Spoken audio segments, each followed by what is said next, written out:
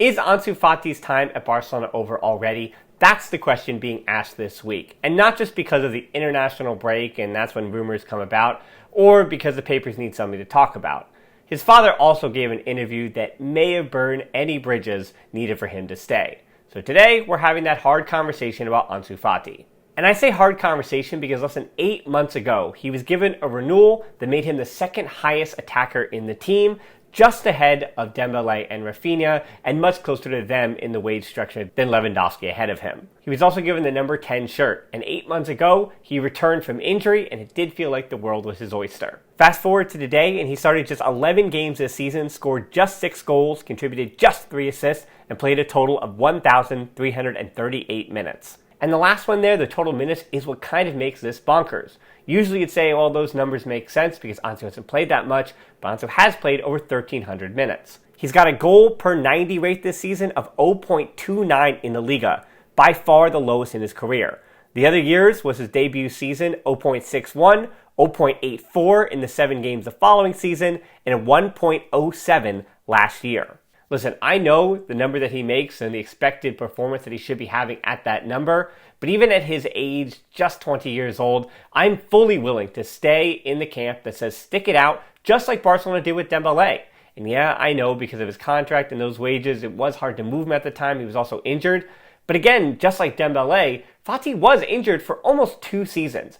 And not only did he lose that time on the field, but it takes a long time to find yourself. Even if physically you're 100%, mentally, emotionally, it takes a long time when you miss that much football. And a reminder too that Ansu missed that football in really important years in his development. And again, I reiterate, he is still just 20 years old. He feels completely lost and in need of saving. But he's also nowhere near old enough to say where the finish line is for him. All we can guess, unfortunately, is I think his ceiling isn't as high as it was 3 years ago. What I think would actually be best for Ansu is honestly some kind of loan for next season to a team like Inter Milan or Dortmund caliber level, Champions League football, and a change of scenery. On paper, that's also what's best for Barcelona. Use up those freed wages next season to bring in a stopgap like Aubameyang, if you can't afford Victor Roca, and hope that Ansu figures something out away from home. But while that would be great to see, there is something in my gut that says his agent Jorge Mendes wouldn't like to see him return to the Camp Nou. In fact, if he did well in a different spot, especially one in the EPL, I think all parties, including Barcelona, would push for a sale. So it's not about Mendes being against Barcelona here.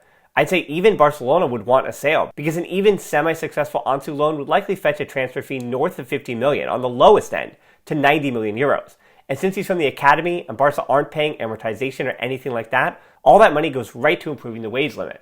But I do understand from the club's perspective, it doesn't look good to get rid of one of La Masia's gems or one of your prodigal sons and seem like you gave up on one of your own. But the other side of that coin is that by selling one of your homegrown stars, that helps you a lot more when it comes to actually filling out your budget than it does with a player that you're going to have to pay for because you're basically paying to get rid of. Even if it's not a loan, I have to be honest and say I just don't see Ansu Fati in a Barcelona uniform come the fall, come the end of the summer. The arrivals of any of Messi, Vitor Roca, or Aubameyang would complicate Ansu's future next season, even if they don't play the same position. And it would be sad. His dad said as much that he idolized Xavi and doesn't want to leave. And speaking of his father, it's been a while since I saw a family member drop the ball so terribly for somebody in the Barcelona entorno.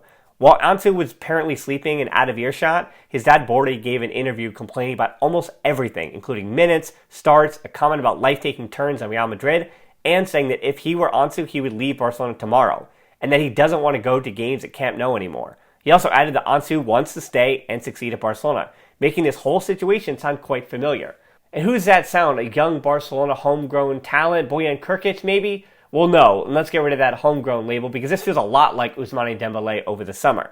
Except instead of an agent, it's the player's father causing all this drama. The only difference then is that the agent, Moussa Sissoko, seemingly had no idea what he was doing. Fati's agent, as you already know, is arguably the most influential and powerful agent in the world. And he will do the best for his client. He will do the best for himself, his client, and yeah, Laporte is his friend, and he can try to, again, have a positive for Barcelona, which I already mentioned what the positive spin would be. And the last thing I'll say, how I feel and what I hope happens are entirely different in this case.